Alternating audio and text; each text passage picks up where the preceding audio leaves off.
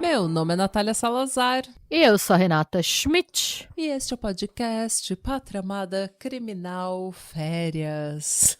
Yeah. Se você está ouvindo este episódio numa segunda de manhã, saiba que nós estamos gravando os últimos episódios para vocês terem durante julho, porque nós estaremos de férias.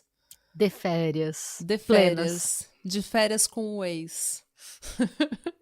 Eu falo ficar de férias com o atual, mas tudo bem. Eu não sei onde essa piada tá indo. Então, eu vou parar por aqui. É melhor, porque vai que a gente fala... As duas podem falar coisas das quais nos arrependeremos. Normalmente falamos. Sim. Então é melhor a gente parar por aí. Bom, gente, a gente só interrompe nossas férias por vocês, oreleiros. E mais especificamente para os membros da nossa rodinha de black metal norueguês. Pois é, porque nós teremos no dia 15 de julho o encontrinho, o segundo encontrinho, para falarmos de um tema que já foi acordado no último encontrinho, que é o das máscaras de chumbo. Então a gente já vai vir já fofocando com teorias, com coisas, com documentários, tudo que a gente já viu junto, já com a lição de casa feita que a gente vai entrar para fofocar. Yes. Tá certo? Essa é sua hora, Mirlene, Milera, Mirelle, Milena. Mirmemes. Mirmemes. Tá? Chegou o seu momento. É, seu momento de brilhar. E a gente vai estar lá, então, gente. Dia 15 de julho, mais informações serão divulgadas nas nossas redes sociais, então fica ligado. E mais durante todo o mês de julho, ou um pedaço de agosto, a gente vai ver como é que a gente vai fazer ainda, gente. Vocês todos receberão vídeos, receberão episódios, tá tudo bem, mas... A vida segue normal para vocês. Para vocês, a vida segue normal. Vai ter episódio para apoiador, episódio exclusivo para apoiador, mas eu também tenho uma outra novidade que já foi divulgada no Instagram. Se você é apoiador da Aurelo, na Aurelo, com 10 ou 20 reais, você já recebeu esse episódio ontem, no domingo, com um dia de antecedência, sem comerciais. Yay! Isso começa a partir do dia 1º de julho. Aliás, do dia 2º, né? Do dia 2 de julho. Então, se você não é apoiador ainda, você está recebendo no Spotify na segunda-feira, mas para quem é apoiador, já recebeu um dia antes, sem comerciais, gente. Que é para vocês que já que têm ansiedade, sabe? Que tá com o Rivotril atrasado, já poder ouvir o caso da semana. Tá certo? Gente, então, agora quem é apoiador, tanto da rodinha de black metal quanto do Clube do Popiroto, né, os nossos dois planos, vocês recebem tanto vídeo do YouTube quanto episódio com alguma antecedência. Normalmente entre 1 e 2 dias no caso do YouTube, e no caso dos episódios vai ser com um dia de antecedência. Exatamente. Bom, gente, esses são os recados de hoje. Vamos começar uma história que não será uma história melhor do que a do El Padrino, tá? É uma história extremamente trágica, gente. Infelizmente, trago tragédias hoje também. Ok. Tô preparada.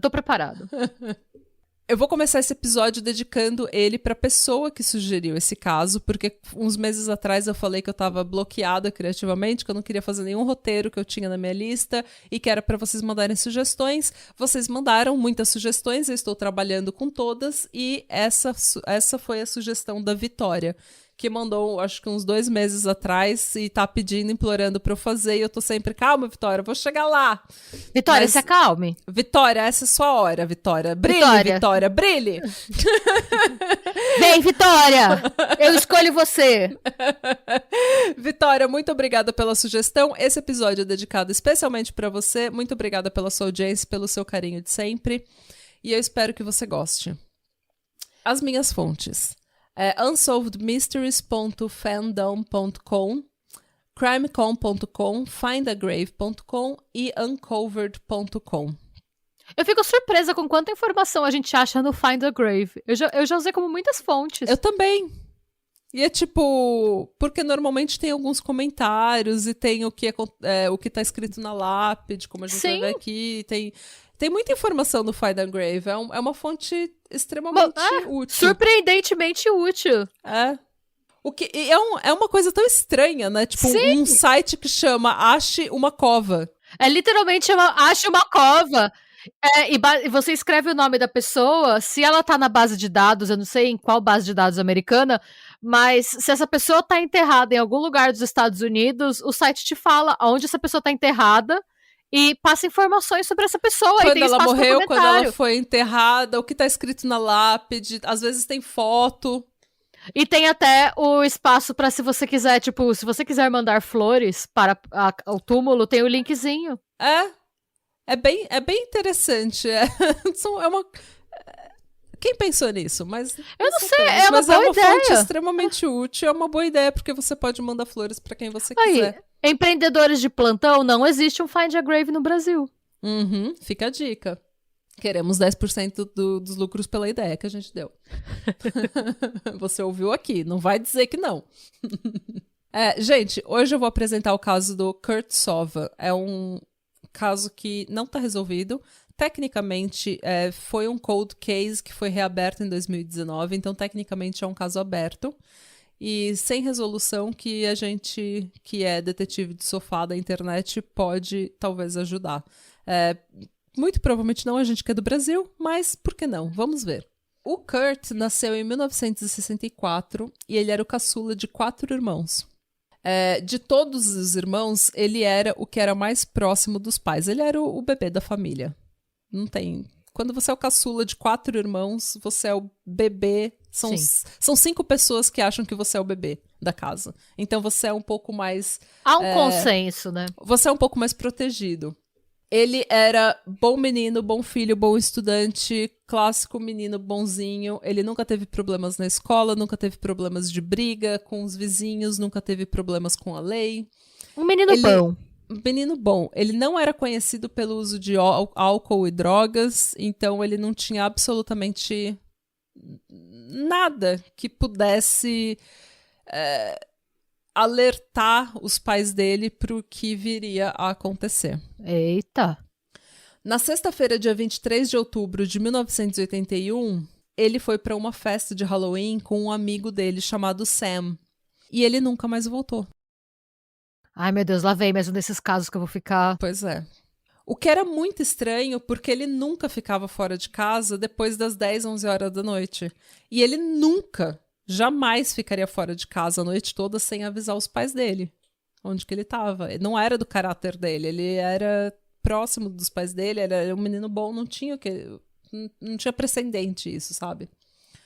No sábado de manhã, a mãe dele, a Dorothy, começou a ligar para todos os amigos e conhecidos dele, enquanto o pai pegou o carro e começou a literalmente rodar pela região, pela vizinhança, querendo achar o filho dele.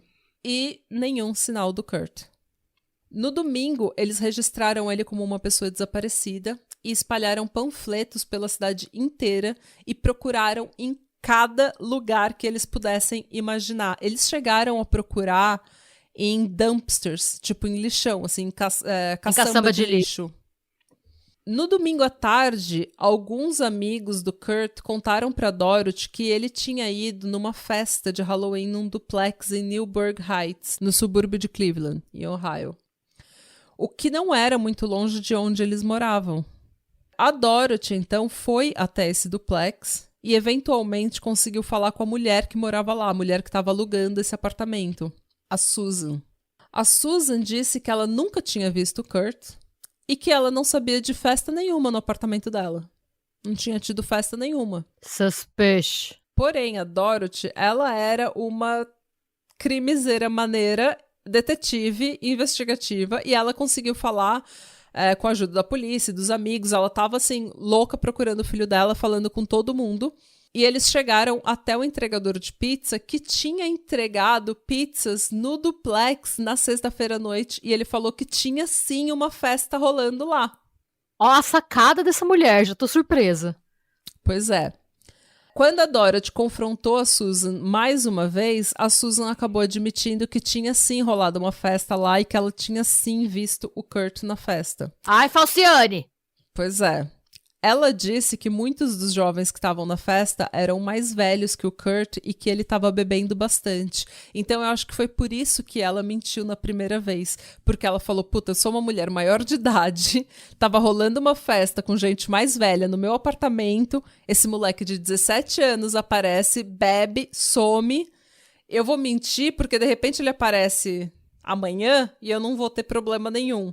E aí vem a pergunta, o que essa mulher tá fazendo com um monte de adolescente na casa dela?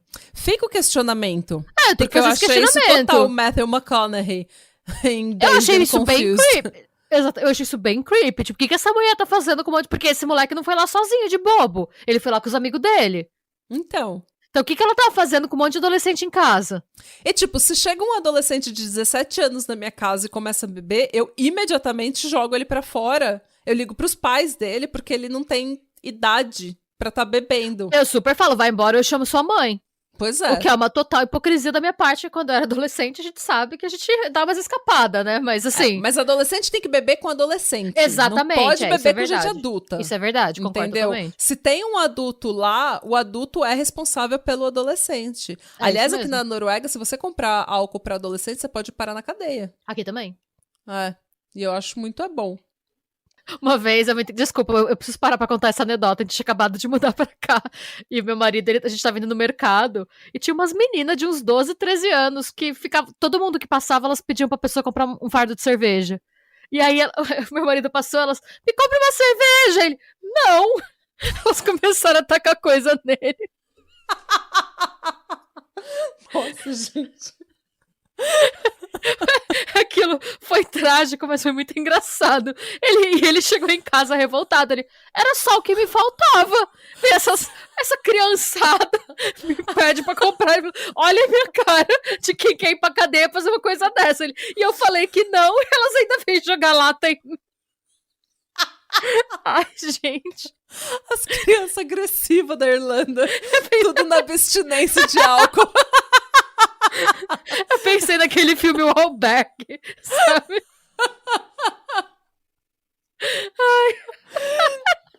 Ai, desculpa, eu precisei dar esse parênteses, porque quando você falou, eu lembrei disso. Eu não sei o que essa mulher tava fazendo com o adolescente dentro da casa dela e eles bebendo, mas enfim. E aí já pergunta, você viu? Sumiu? Não vi.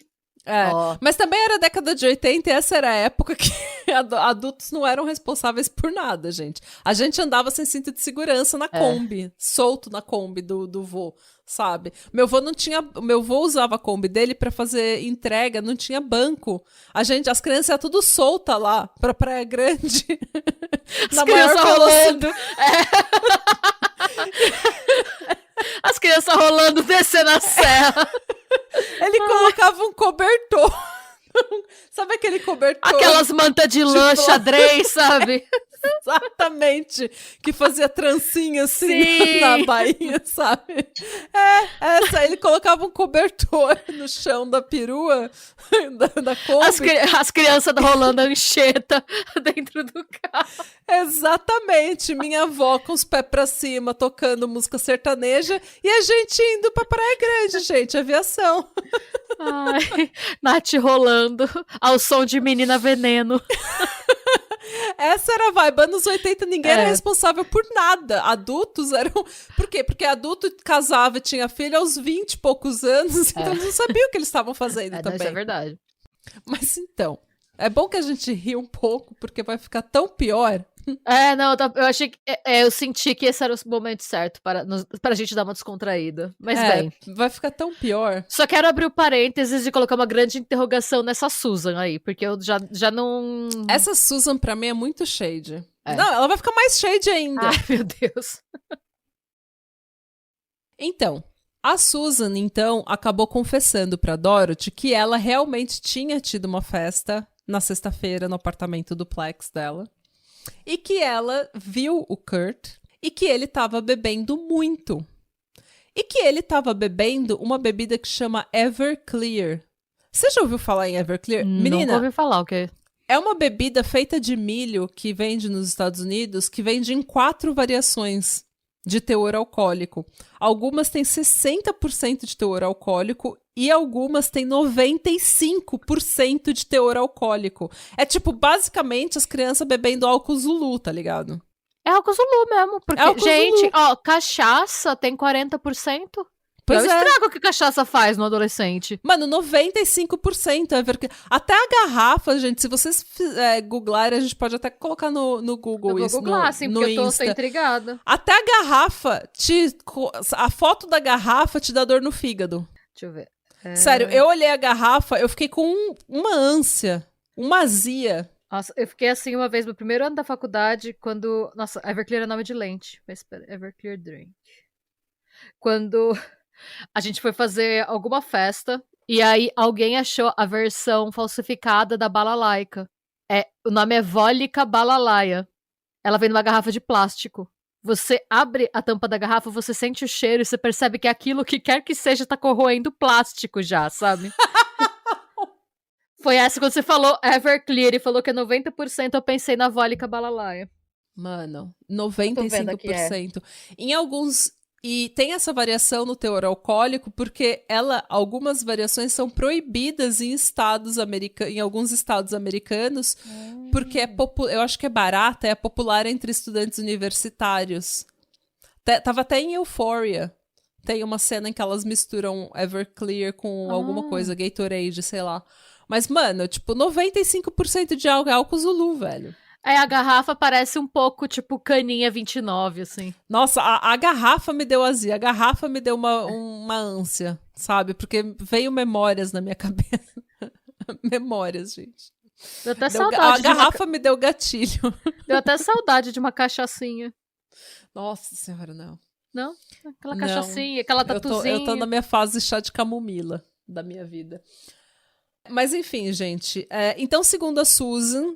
Ela tem um adolescente de 17 anos tomando basicamente álcool Zulu na sala dela e ela acha que, ok, tudo bem, tá tudo certo, nada demais. Essa mulher é shade pra caralho. Segundo o Sam, durante a festa, o Kurt ficou muito bêbado e começou a passar mal. E eles então foram pro quintal pra pegar um pouco de ar, porque acho que ele vomitou e a Susan falou, volta pro mato.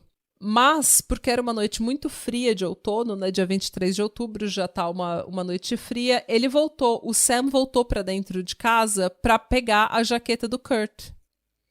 E quando ele voltou pra fora pra encontrar com o Kurt já tinha sumido. Eita. E ele falou, bom, ele deve ter andado pra casa, né, porque ele mora, não é muito longe. O duplex era a menos de 3 quilômetros da casa do Kurt. Então o Sam só pensou, ele deve ter voltado pra casa, porque ele tava passando mal. Então amanhã eu falo com ele. E não pensou mais nada a respeito. Bem, o Kurt ficou desaparecido por 5 dias. Eita. Ele tinha 17 anos de idade quando o corpo dele foi descoberto em uma ravina em Newburgh Heights.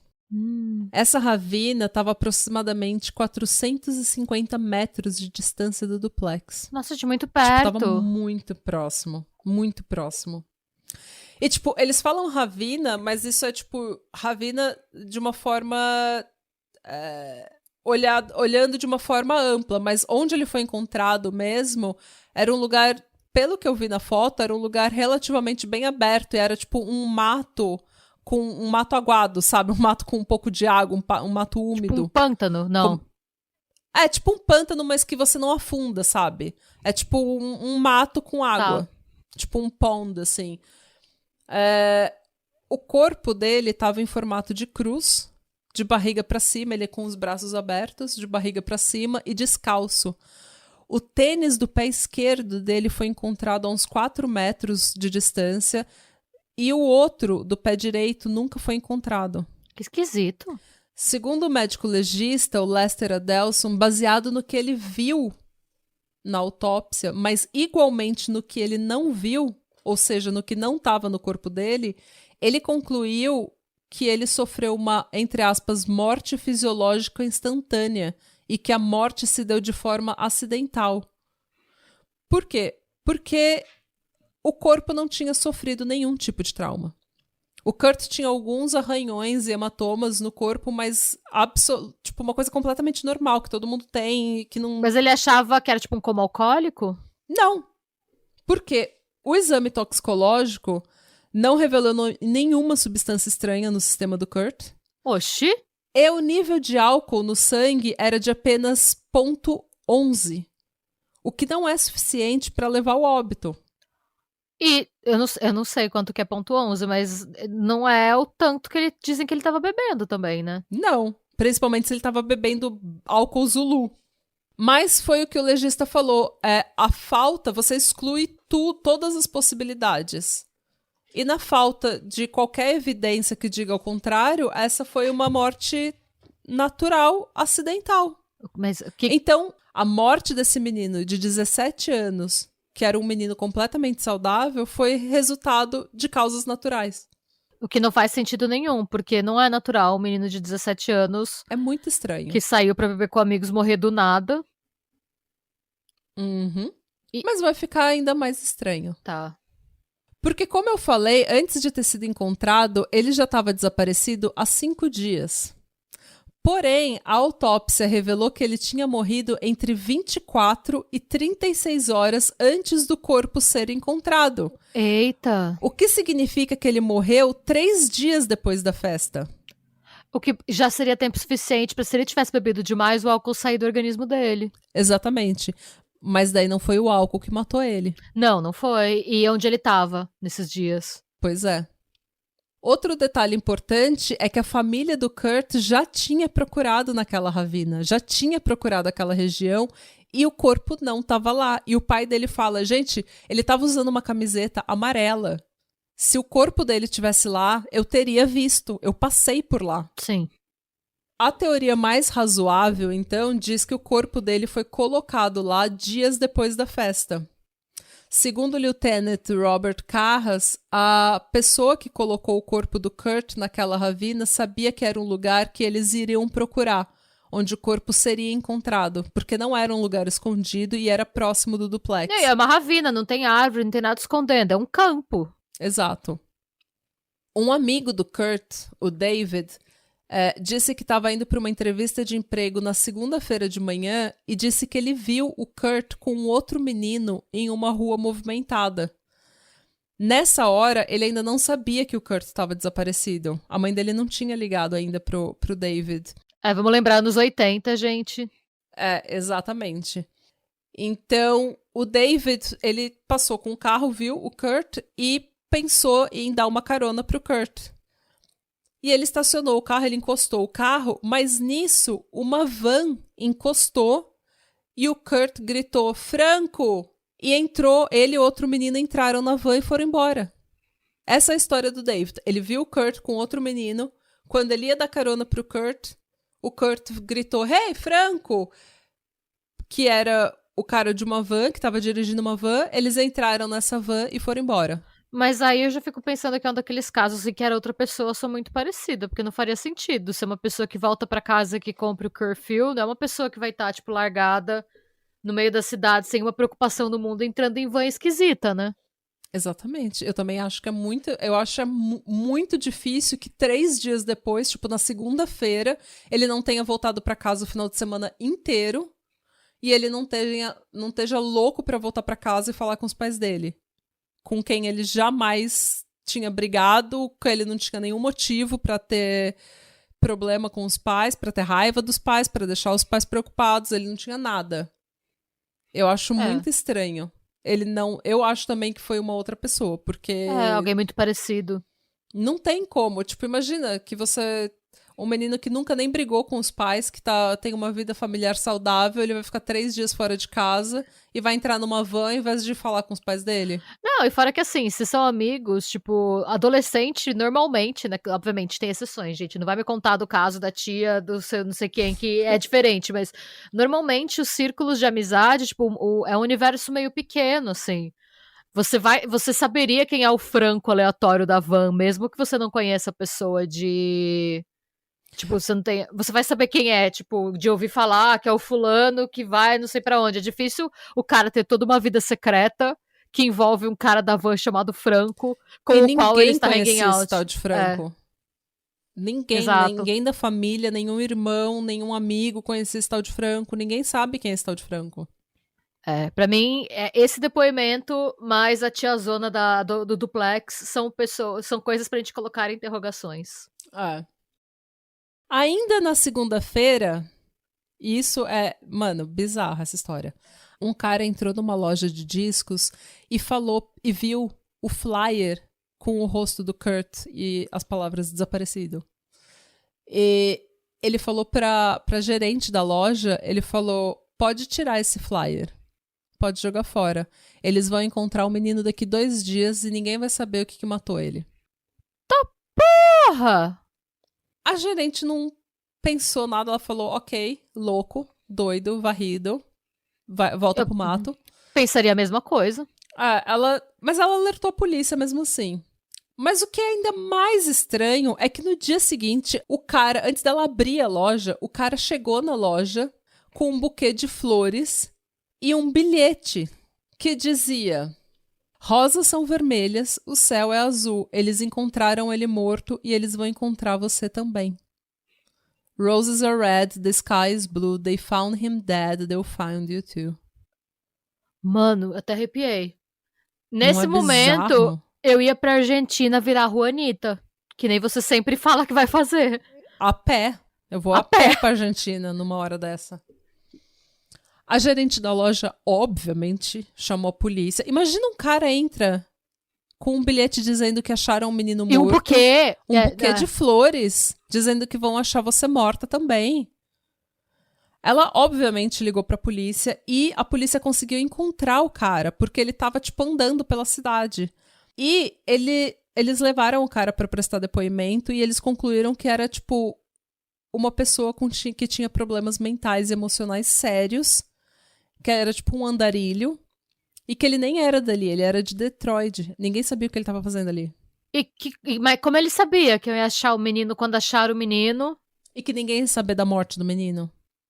Porém, o Kurt não tinha sido encontrado na segunda-feira. Ele só foi encontrado na quarta. Então, nessa hora...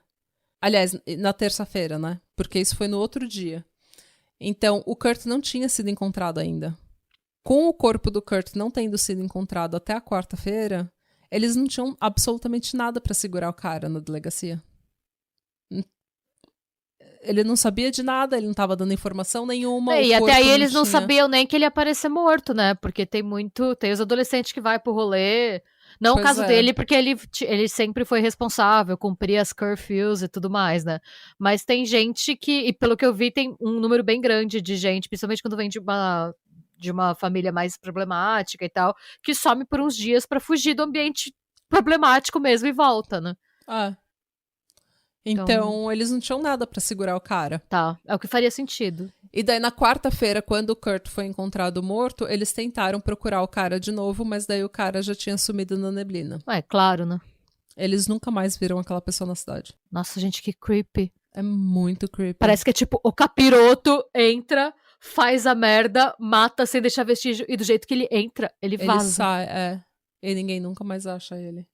Ninguém conhecia aquele cara. Ele era de Detroit. Se fosse hoje, tipo, se o crime tivesse acontecido nos dias de hoje, ia ser um daqueles casos que viraliza no TikTok por conta de filmagem de câmera de segurança da loja. Ia ter um grande "você conhece este homem". Exatamente.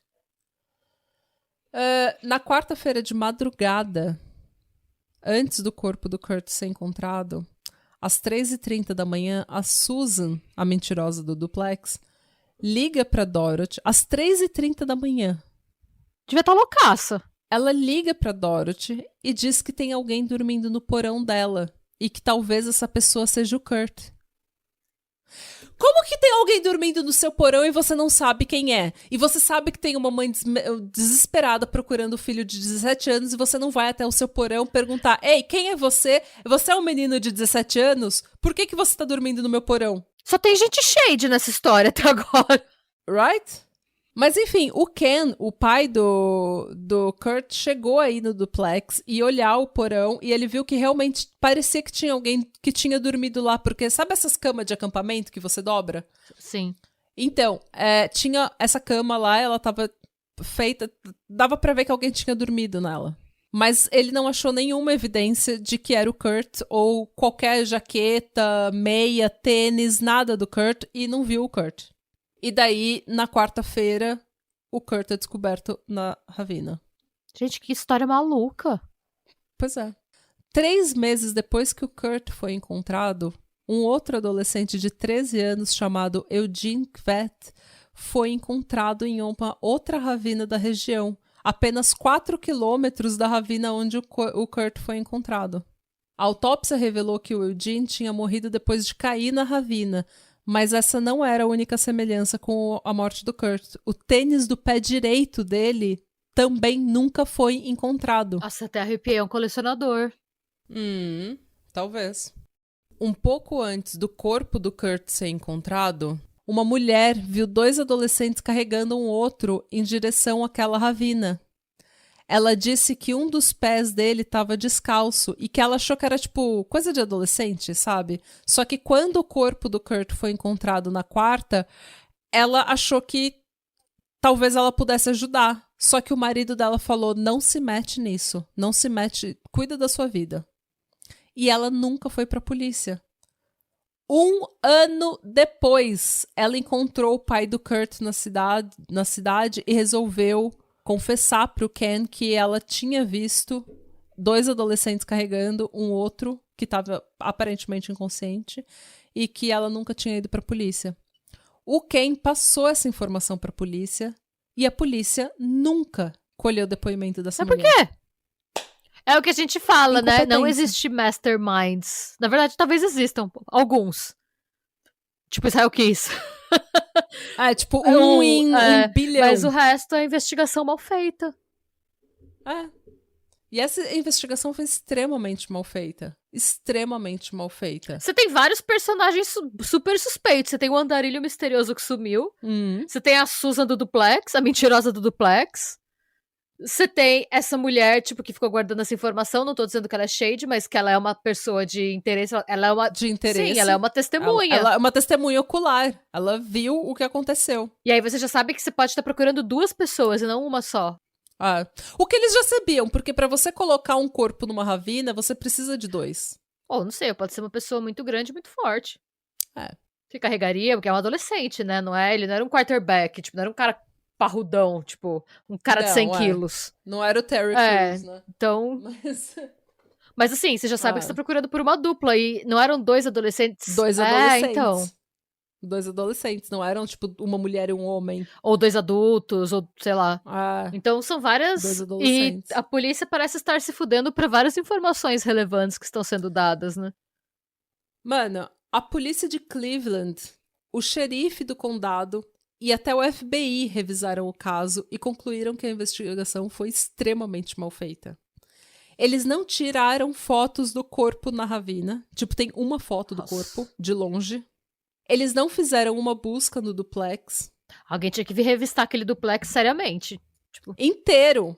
E nos arquivos do caso não foram encontrados nenhuma entrevista transcrita das pessoas que estavam na festa.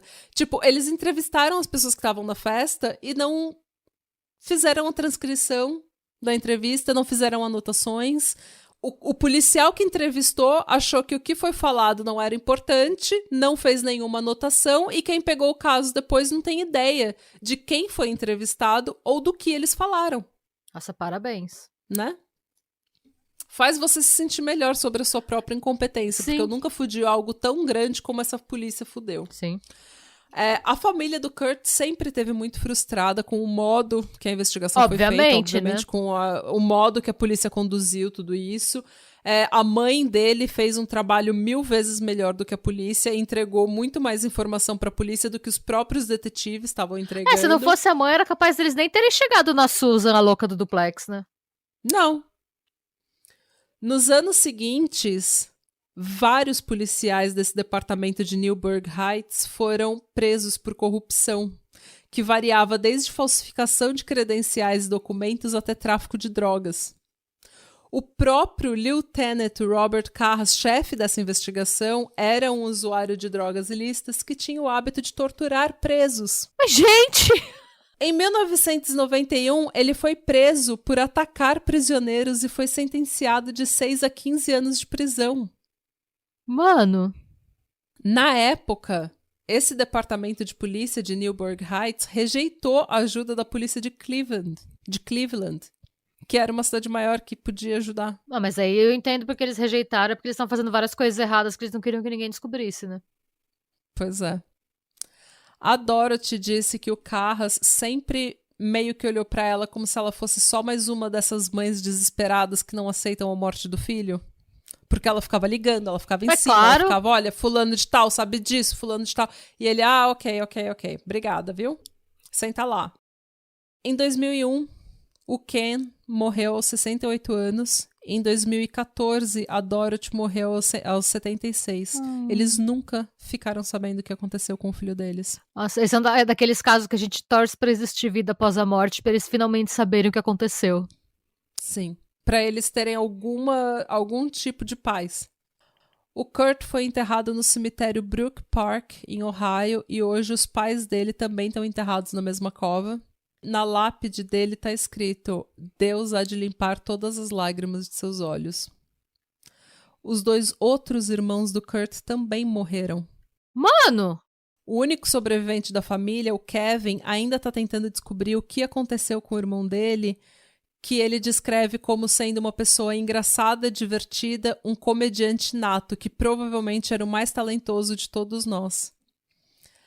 E ele escreveu um artigo para uma peça para Oxygen, dizendo que quando eles estavam crescendo, a vizinhança que eles cresceram em Cleveland, eles moravam mais numa região central.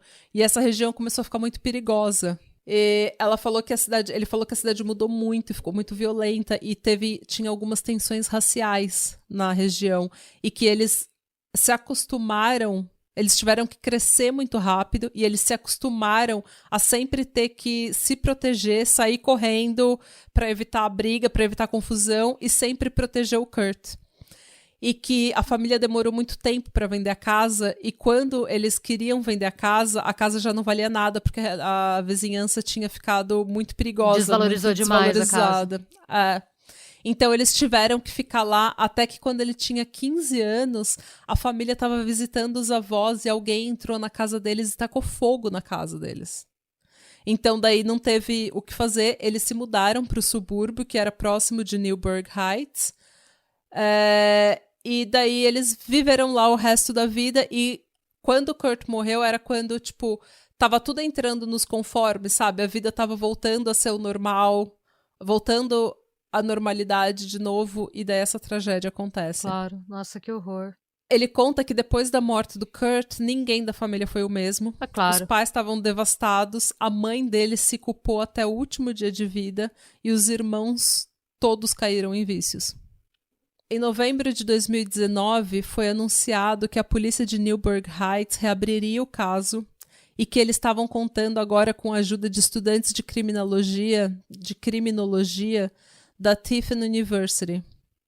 Um dos irmãos do Kurt, enquanto ele ainda estava vivo, né, ele tinha vários problemas. Ele foi uma pessoa que a vida dele foi bem difícil no final, por causa de vício, falta de emprego, esse tipo de coisa.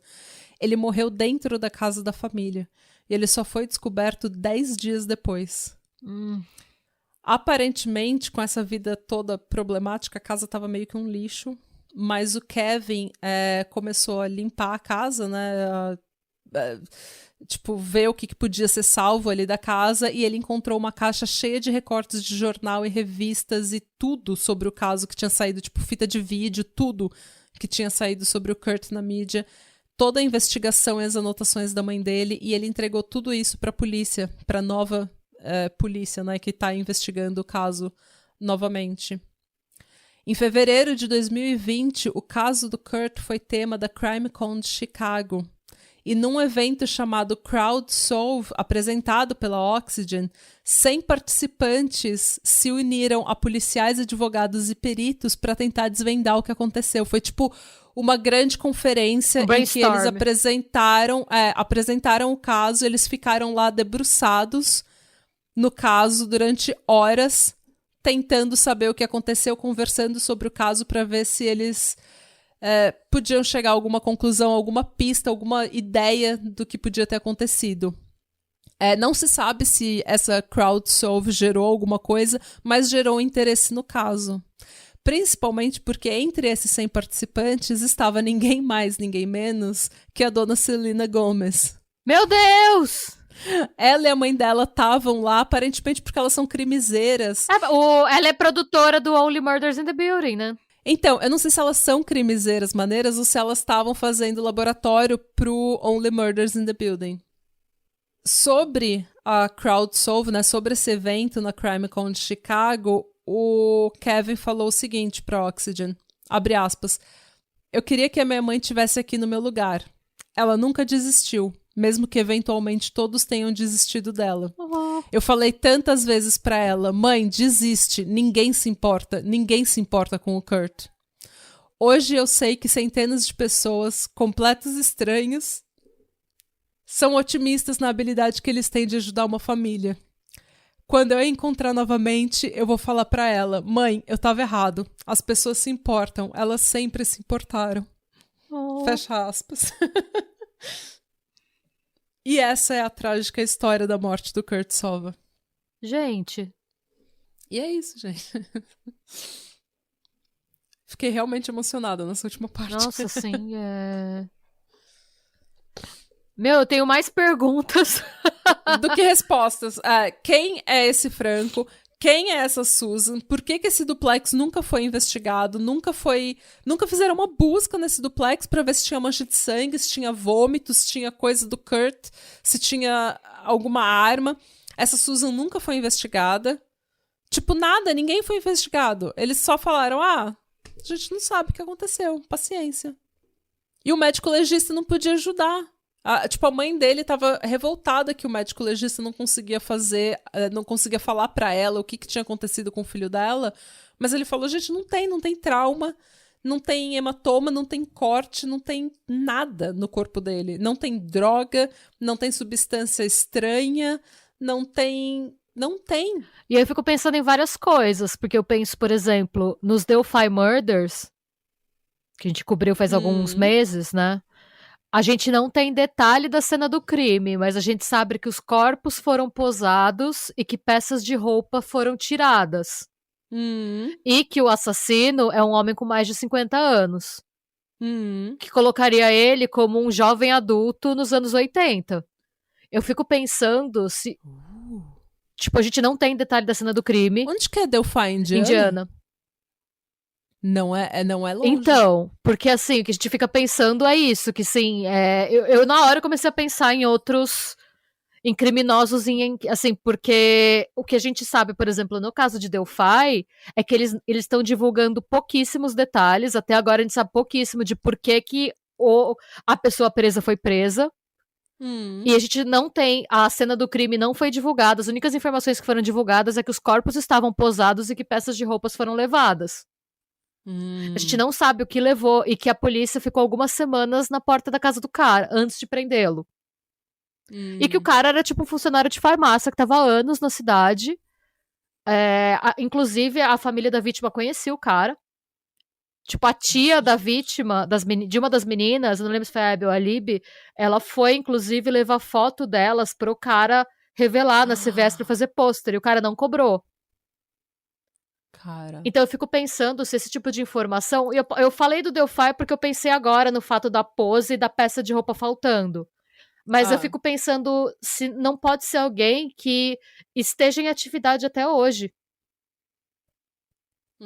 Porque se era uma pessoa que era adolescente nos anos 80, é uma pessoa que tá viva agora. É. Então eu fico pensando, assim, se não pode ser que a gente descubra, se não pode ser uma coisa tipo um Golden State Killer, porque você tem, ao que tudo indica, na época não devia ser um serial killer, porque, né, a gente tem 2 vítimas, que a gente sabe, mas era um serial killer on the making, assim, era um serial killer nascendo aí. Quem sabe a gente ainda não vai ter essa resposta logo, assim. Eu espero que pelo menos o Kevin, que é o único sobrevivente da família, Tenha. sabe, que ele tenha um pouco de paz. Aparentemente ele já encontrou um pouco de paz pelo simples fato dele saber que todo mundo se importa, que todo mundo tá comentando do caso, que tem um interesse, que as pessoas, ele falou, gente, são completos estranhos que nunca me viram, vêm falar comigo e estão usando, tipo, não só usaram o dinheiro deles pra vir até a CrimeCon e passar horas comigo, debruçado nas fotos e nos jornais e comentando e falando, tipo, são completos estranhos, sabe? Tipo, essas pessoas não precisavam se importar Sim. com a gente. Então, pelo menos isso, pelo menos ele saber que existe pessoas que se importam, eu acho que é um pouco... É um consolo, de certa forma, né? Não é o que ele precisa, não é o que a gente quer, mas saber que ele não tá sozinho, sabe? De que ele pode falar com alguém, de que ele tem completos estranhos que estão dispostos a ajudar. Mas eu acho que essa pessoa tem que ser pega, porque... Não sei. Gente... Eu queria saber quem é essa Susan. Por que eles ainda não acharam a Susan? Por que não tem mais informação sobre essa Susan? De repente, motivos pelos quais essa Susan pode não ter sido interrogada. Ela podia passar droga no duplex para adolescente. Provavelmente, se a polícia estava envolvida em tráfico e a polícia sabia, não seria interessante para a polícia falar com ela. Eu fico me perguntando por que você tem uma mulher maior de idade recebendo um monte de adolescente em casa. Nossa, é muito cheio E disso, o fato de ter alguém dormindo no porão dela e pra ela ser uma coisa, tipo, normal, porque assim, se tem alguém na minha casa dormindo, eu vou chamar a polícia. Por que a primeira reação dela foi ligar pra mãe e falar, pode ser ele? Isso quer dizer que é uma coisa que acontece sempre na casa dela, porque a minha reação seria de desespero. Tem alguém na minha casa. Então, como é que alguém tá dormindo no seu porão e você fala, olha, tem alguém dormindo no meu porão? Tipo... E por que pra você é uma ocorrência que não faz você temer pela sua vida? Porque deve ser algo que aconteça sempre na sua casa. Pra mim, ela meio que tinha uma crack house, assim. Não sei. Pode ter sido. Eu nem tinha pensado nisso, sabia? Mas pode ter sido. O moleque, eu penso que o moleque pode ter sido dopado. Mas aí a gente não sabe de vários detalhes, né? Se ele sofreu algum tipo de violência sexual, por exemplo. Então, na autópsia não revelou nada disso, né? Mas vai saber. A gente não sabe. Vai saber. Porque se ele ficou 3 dias vivo, quem é que tava com ele esses 3 dias? O que estavam fazendo com ele durante esses 3 dias? Ele tava de ressaca?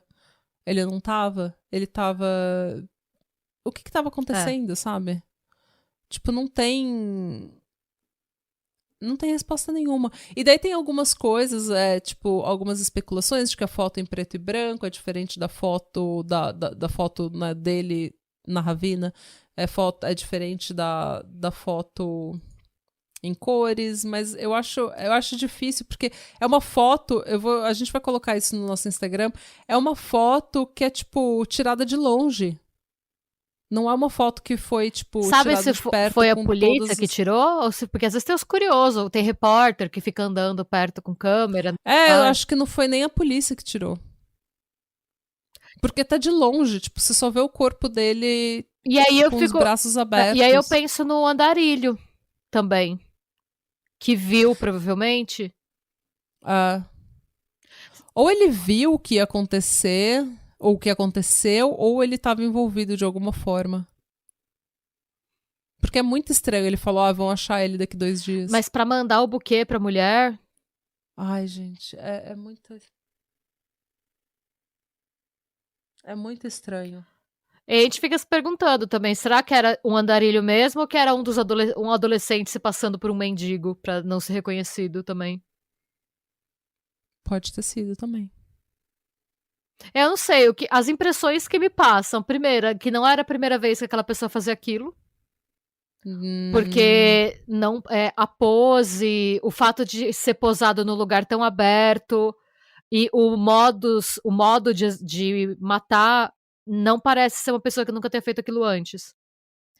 Bom, ele matou com muito capricho, porque não tinha uma marca, né, no corpo. E pelo menos pelo que a gente viu até quando a gente teve, faz tempo disso, quando foi naquela palestra com a Ilana Casoy, ela comentou que é muito difícil que, tipo, a pessoa que tá matando pela primeira vez vá lembrar, por exemplo, de levar um souvenir. De primeira. As primeiras assassinatos, deixa eu levar. Ela cria essa necessidade com o tempo, porque ela consegue, com o souvenir, reviver o momento entre mortes. Aquilo é uma fonte de alívio para ela. É o que ajuda ela a se distrair, a reviver aquilo, para não precisar cometer outro crime de novo tão rápido. E ela falou, pelo menos na época, quando ela estava dando a palestra, que normalmente demora um pouco para você. Você levar uma peça de roupa, levar uma lembrança, uma parte do corpo, que seja, já indica uma certa sofisticação no seu modus operandi, por assim dizer. Então, se você tem ele levando o sapato direito da pessoa, quer dizer que ele já tá fazendo isso há algum tempo, né? Então, de repente, talvez tivesse que olhar casos que não necessariamente são como esse, mas casos que tenham características parecidas. Então, uma morte que na superfície não é violenta. De uma pessoa... Não, por exemplo, a do Eugene Kvet, que era do... Tipo, 3 meses depois. O quê? 4 quilômetros? Sim. Foi isso que eu falei? 4 quilômetros de onde o Kurt foi descoberto. Esse menino de 13 anos foi descoberto. Nenhum sinal de violência. A conclusão foi que ele caiu na ravina, mas ele também não tinha o tênis do pé direito. Nunca foi encontrado o tênis do pé direito. É muito estranho. E aí também tem que olhar, por exemplo, o que o toxicológico dos anos 80 avaliava. Porque aí você para e pega, exatamente. Por exemplo, eu não sei, tá, gente? Mas eu imagino que os exames toxicológicos dos anos 80 não procurassem, por exemplo, por fentanil. Porque era uma droga que não circulava, um opioide que...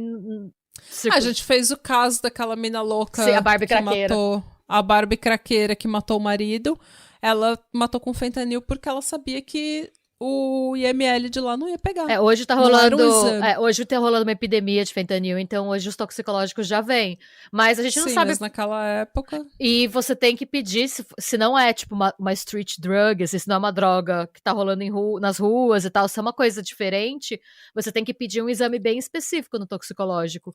Não é pra você, tipo, você não vai falar, faz o toxicológico, eles não vão passar. Não vão fazer exames para todas as drogas que existem no mundo. Ele vai ser o que é mais usual. Algo específico. Então a gente não sabe se, por exemplo, ele não foi, pra ele tá sendo carregado, se não injetaram alguma coisa nele. Gente, a gente tem enfermeira anjo da morte que matava gente com insulina. Então, se a gente não sabe, pode ser alguém que tenha uma certa experiência com injeção, seja porque tinha algum problema com o abuso de uma substância injetável, sendo alguém mais novo, seja porque alguém que tem alguma... É que eram adolescentes. Mas assim, a gente não sabe também se... a gente tá partindo muito do princípio de uma testemunha ocular ter visto 2 adolescentes carregando um outro, né? Então não sei se... Não dá pra saber. Pode ter sido só um bêbado, um adolescente bêbado. Mas... Mas é que é muita coincidência. Eu acho que ela viu o Kurt. Não, pode ser uma pessoa que injete droga. Tipo, a Christiane F. começou a se injetar com 13 anos, não é? Tipo... Pode ser uma pessoa que tem experiência com droga injetável porque ela usa, desde pequena. Uma coisa, você ser adolescente não quer dizer que você automaticamente não tem experiência com agulha, né? E também tem isso, procurar alguma marca de agulha? Pois é. Segundo o médico legista, não tinha nenhuma... não tinha nada que fosse evidente. Evidente, mas... Até aí, pra você ter o buraco... você tem que procurar ativamente o buraco de uma agulha. Sim. E dá pra você injetar... Depende, é que tá. Parece ter sido relativamente sofisticado. Se você tava com a pessoa há um tempo, sei lá, se você tava... Não sei, dá pra você ter injetado, por exemplo, nos vãozinhos do dedão do pé. Alguém procurou? Aí você veio na falta de perícia, né? Não sei. Aquela coisa, se a polícia era tão incompetente do jeito que eles eram, o que diz que o médico legista também não era outro incompetente? Não, e tem outra coisa, às vezes o moleque porque ele não tava hangover, tipo, não tava de ressaca no dia da Pensa também no ambiente daquela polícia. O moleque podia ser filho de um policial. Às vezes o policial sabe quem foi. E ele realmente não quer que avance. Ou Nossa, porque ele pode pensar de meu filho tava naquela festa, não vou, prefiro não olhar. Às vezes não foi nem, tipo, sei lá, por N motivos que a gente não sabe, a polícia não quis olhar. Tipo, eu sei que meu filho frequenta, ou eu sei o que a Susan faz na casa dela, e se eu chamar ela pra depor, a casa vai cair pra mim, porque sou eu que dou pra ela a droga que ela vende lá. Pois é. Porque alguma coisa essa mulher tava fazendo, ela não tava chamando adolescente pra ler a Bíblia na casa dela. Não, gente, festa com adulto que tem um adolescente bebendo álcool Zulu não. Assim, é fato. Não é uma pessoa de bem que faz isso, sabe? O que a gente sabe é que é fato que essa mulher fazia alguma coisa de errado na casa dela, porque é fato que a polícia estava envolvida com tráfico de entorpecente.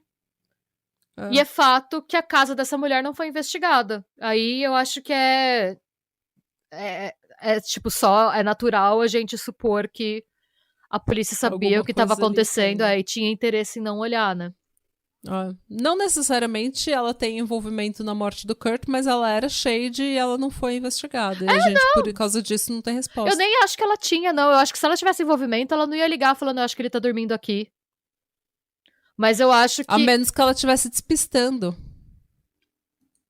Não sei, pra mim, ela é o tipo de pessoa que, assim, que tem muita coisa shade rolando na casa dela, e essa seria mais uma das coisas shade, e que ela falar o que, tipo, dela, se ela falasse mais do que ela falou, ela daria mais margem pra todas as coisas shade que aconteciam lá serem descobertas e pra ela se ferrar. Na real, era pra ela ter sido, tipo, responsabilizada por estar fazendo festa na casa dela com menor de idade bebendo álcool, né? Porque ela confessou que isso aconteceu. Devia ter sido indiciado. Por que ela não foi, sabe? Exatamente, porque a polícia... Não. A polícia tava fazendo pior. Então, sei lá. É triste, mas na minha cabeça... Esse é daqueles casos que eu vou pensar no chuveiro. Eu vou ficar pensando nesse caso também. E se você estiver pensando nesse caso, vai lá no nosso Insta e comenta o que você acha. Comenta no post do episódio o que você acha sobre esse caso. Gente, é um caso extremamente triste e que a gente espera que tenha uma solução. Eu vou procurar serial killers, tipo, mortes possivelmente atribuídas a serial killers. Porque tem vários, né? Eles estimam que seja uma média por ano é 25 em atividade. Não presos. 25 serial killers em atividade presos, que não foram capturados. Passam batidos. Isso nos Estados Unidos, né? É capaz a gente descobrir que foi o Israel Kiss.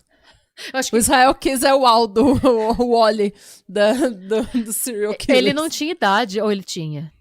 Acho que ele não era nem nascido. Não. Em 81 ele já era nascido. Ele já era, mas ele era uma criança ainda. Porque ele não tinha nossa idade, mais ou menos. Israel Kiss.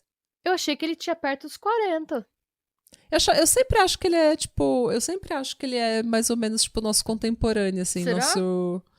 Não sei porque eu tenho a impressão de que ele era um serial killer novo. Deixa eu ver. Quando que ele nasceu? 78. Não tinha... Nossa, ele era bem mais velho que a gente. Sim. Mas ele era um bebê quando isso aconteceu. Mas quando ele tinha 3 anos. Não foi o Israel Kiss. Mas quem é que diz que ele já não começou a atividade dele aos 3 anos de idade? A gente não sabe o que ele estava fazendo.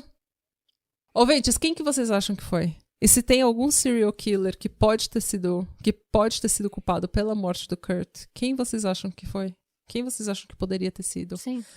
Vai lá no nosso Insta e comenta no post do episódio, porque daí você ajuda a gente e inclui todo mundo na conversa. Todo mundo pode ver seu comentário e ir lá conversar com você. E a gente quer saber a opinião de vocês, mas eu tô bem intrigado. Vou ficar googlando. Agora minha noite vai ser isso.